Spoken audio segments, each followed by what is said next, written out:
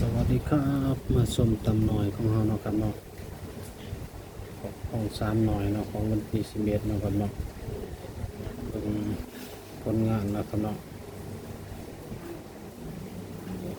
หน่อยพิเศษเนาะออก8724เนาะครับเนาะ24กันนี้เนาะครับเนาะ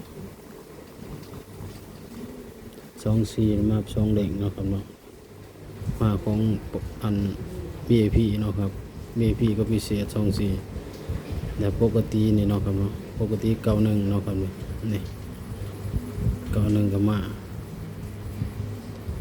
เนาะ91แล้วก็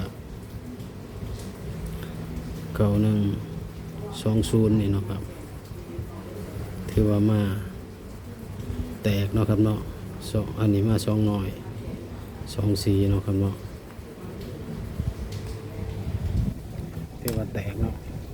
มาครบ3หน่อยเนาะครับเนาะมาชมของวันที่12เนาะครับเนาะมาสิเขียนเนาะครับเนาะ12 13 14 15 16เนาะครับเนาะ10นะครับเนาะลืมบ่แล้วก็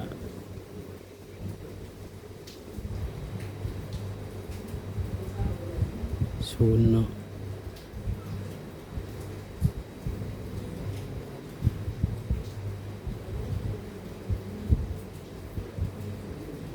01ไม่ได้เนาะ02 03 04 05 06เนาะครับเนาะ2ที่นี่เนาะครับ23 24 25 26เนาะครับเนาะ34 35 36เนาะครับเนาะ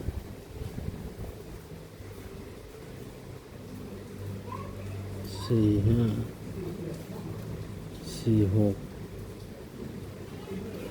65นะครับเนาะเอาสมาเบิ่งตัวเรียน1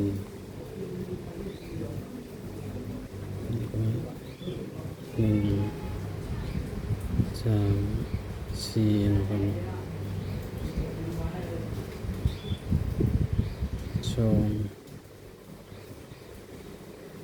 ตัวอะไรนะครับเรามีขัดกันอยู่เลยนะครับเรามีแต่6กับ5 1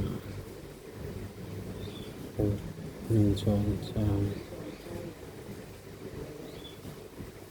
8 1 2เลขเข้าบวก8นะครับเนาะอยู่ได้นี่แหละนะครับเนาะบันเลเนี่ยนะครับเนาะอาจจะมีโอกาสได้นี่แหละ3หน่อยเหมือนเดิมนะครับเนาะ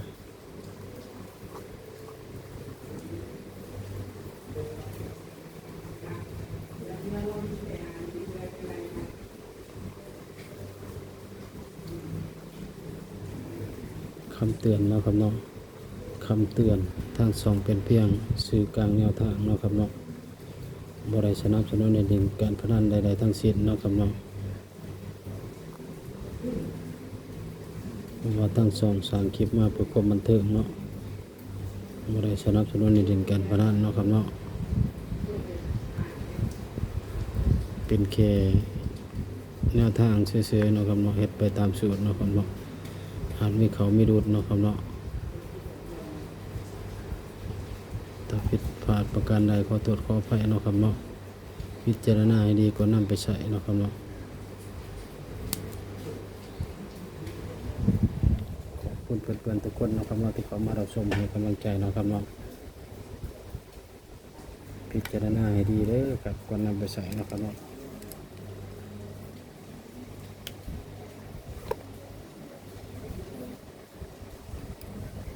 ทาง2บ่ได้สนับสนุนในเด่นการพนันผ่าน